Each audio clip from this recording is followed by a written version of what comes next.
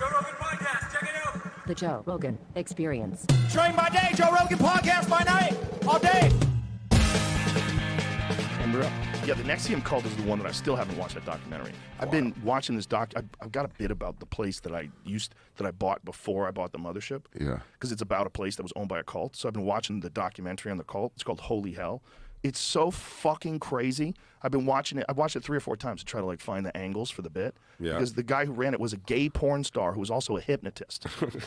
It's such a powerful combination.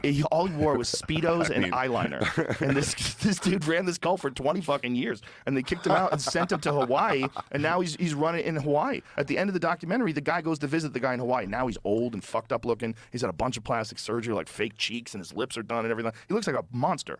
And he's still got these people following around and open the doors for him. And he sits down and he talks like a guru. Complete con artist. Did they show you his porns? Oh, yeah. Oh, yeah. How was it? Oh, yeah. They just block out where the dick is going in the ass. He's pounding this guy from behind, and then he's doing like a push-up. He's doing like a plank, and this guy is underneath him, and he's holding on to the guy's holding on to his hips, and he's just mouth-fucking this guy while his legs are completely suspended in the air. Oh, he's just, doing workouts. So, yeah, he's basically doing a workout. So he's got like in a push-up position like this, and both of his legs are up there like that pointed, and he's going like this, just humping this guy's mouth.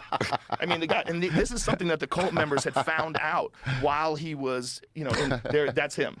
But when he got older, he started looking creepy. You gotta realize this guy started this cult in 1981. He was an extra in Rosemary's Baby. Really? Yeah, that was like his claim to fame. He's just a bad actor. He's got some young bucks with him. Oh, he had all young bucks and young, beautiful women, too. Like, that's how he attracted the heterosexual men. He had a bunch of young, beautiful women, but he told them never to have relationships together, and then he fucked all the guys. The move with the NXIVM guy did, because you can get a really good cult going, but everyone's not going to get even Charles Manson. They always made it out to these young, pretty hippie girls. When you see the pictures, they're all pretty rough. The Manson ones? Yeah, and then the NXIVM cult, it's the same thing. It's like they tell you all the people that were involved, and like, except for like one girl, like most of them were pretty like homely. So you're like, yeah, I guess if your cult leader status is to bang a bunch of like they're okays. Well, this is like headshots after they've left the cult and realized it was over. That girl's the actress. She's the actress, the bottom left one? Yeah, she's the prettiest. I recognize her. But she's like secretary. Yes, she was like, yes, exactly. I think she got out of fucking him because she would recruit the girls and brand them and stuff. That girl's pretty. That's whatchamacallit's daughter. Who? She got involved too. She's not bad. Oh, she's an actress. She was an actress in like those old like Falcon Crest type shows. Falcon Crest.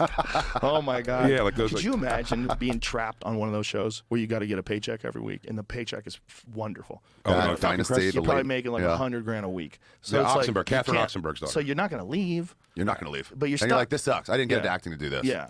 But is it a good career if you're like, take a Lorenzo Lamas. Mm-hmm. The guy is like, small parts in Grease and stuff. Then he's on Falcon Crest as a heartthrob for a while. Which is, I think, network. That's a big network. Then he's Renegade for years, probably his most successful thing. Yeah, that was like a syndicated show. Yeah, that was a syndicated show. Beautiful man. Oh, he was gorgeous in his day. Beautiful man. Yeah. Yeah. Like, what does he look like now? That's him up there. Still handsome. Not bad. Still slinging Holds dick. it together. 63. But major like engaged white to drama. a younger woman who goes by Nerdy Blonde online. Okay. Oh, that's new. He already had like a big girl, like a lady leave him that he was with for a while. He was with like a Playboy girl or something. Oh yeah. I remember seeing that. Like she had a ton of plastic surgery and shit, right?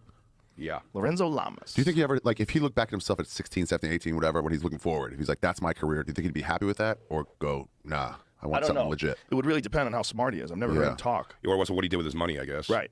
But also, like, how smart is he? Like, are you stimulated there? Are you just happy to get attention? I bet he's just happy to get attention. Maybe. Yeah. Yeah, I think he was more. I bet I he's think he was like, more this pretty rules. than brilliant. Yeah. Maybe. But saying with the NXIVM guy and like the intelligence of them, it's weird. Like coffee. Because the different states in life, like that guy made himself like very wealthy in that cult. The NXIVM guy. Oh, he made himself wealthy by. Sure. Yeah, because it's a Ponzi scheme. On top of the sex thing.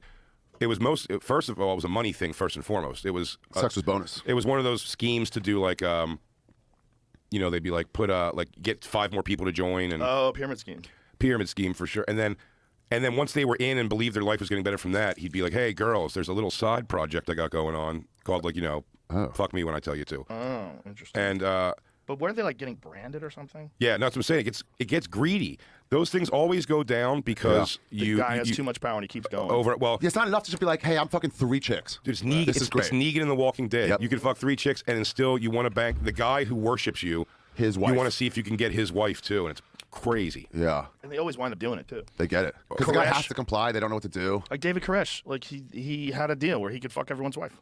And the people that get out of it, like sitting there and like just seeing a Telling guy, people. just seeing, I don't know how they stay together. Like a guy and his wife sitting on the couch while the guy's hysterically crying. Like, I can't believe I sat in that room and waited for him to fuck you while I, you know. I can believe it. That they stay together? Yeah. Yeah, I can believe just tough. guys like When they there's were- guys like that out there. They're like the girl can do anything. She can shit in his face. No, but And they're he's like, all- oh, well, don't do that. I don't do that to you. There's certain And they people. have to complain about it the whole time. Yeah, That's there's part of always it. been humans like that. There's like a spectrum of humans. There's always been humans that you could just kind of like push around, Walk and do over. anything to. Yeah. Well, the other one I just watched, I said, because this guy had no status in life. It was an older guy who moved into his, I think it was his daughter. His daughter would always talk about how great her dad was, and he was super involved in like SEAL team shit and with Gorbachev and all these like past political dealings. But he's in jail now because the government railroaded him. This is what she would tell all of her dorm mates, or housemates in college. But he rules. He's the best. He comes out of jail, and she's like, "Can he come live here with us for a while?" And then over the course of the next few years, like he just turns his daughter's house of friends into a sex cult with each Yeah. other. It's wild. Wow. Yeah, I heard about that one too. Wow. Yeah. Well, there's a lot of con men out there. Also, Like once what we you were get a talking few about people- before the podcast. Yeah. There's a lot of con men out there and con women. There's a lot of con artists. Do they con themselves, or do they think some part of them is doing a good thing? Do you think the No. Nexium guy is like, I am teaching them like life Yeah. skills and building them up? Yeah, I bet Little they lie to bit. themselves. I bet they say yeah. There's a little bit of that in there. Like with this guy, what's fascinating about this holy hell thing, in the beginning, the cult was amazing. Like it just, as it got older, the guy started fucking everybody, or started fucking all the men. That's one of the things that he did as he got older. Like heterosexual men started fucking them and hypnotizing them. And then on top of that, he started telling people to get plastic surgery so he could see what it looked like. Like he wanted to get like his cheeks done, so he had his followers get the cheeks done. What happened with him is he was beautiful when he was young. Yeah. That's the guy who made the documentary. That's Will Allen. He's the guy who made it. Also but if pretty. the guy, yeah, also was a lot. All the people were good looking. Guy really put his Like ass on the the line. picture of him like up there with his arms up in the air and everyone's got their hands up. That's him older, but still like Fucking ripped. and jacked. But when he was young, in the beginning of the documentary, he was a beautiful man, like perfect features and this amazing body. And he was a ballet dancer, and he put on his fake accent, What accent? like he was a guru.